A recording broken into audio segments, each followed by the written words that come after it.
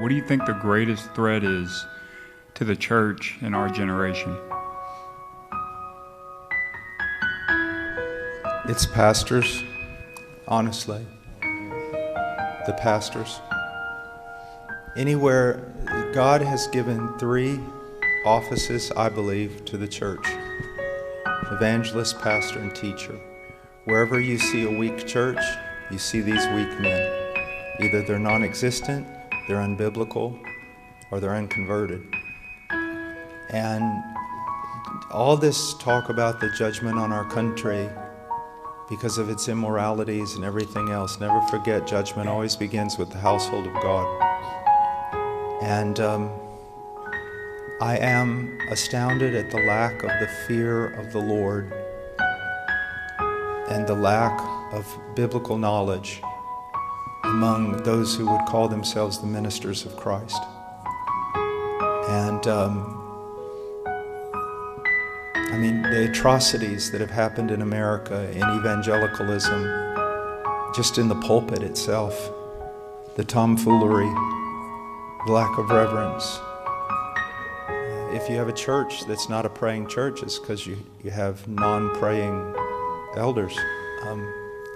The church is not biblical, it's because you have non-biblical elders.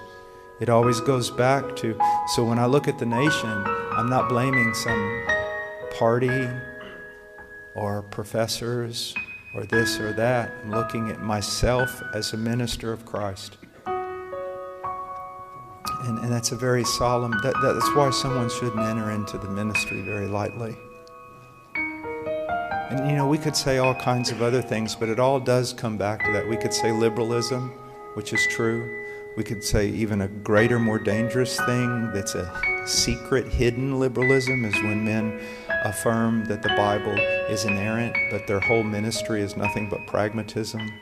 All you young men need to understand something. All this talk about Reformation the last 15 years, the reformers didn't want to be reformers. They just want to be biblical, number one.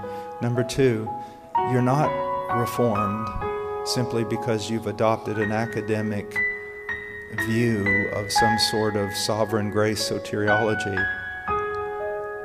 You're following in the spirit of the reformers because you're trying to take every aspect of your thought, your doctrine, your disposition, your life, your family, your church, and submitting it to what is written. And so those are some of the things.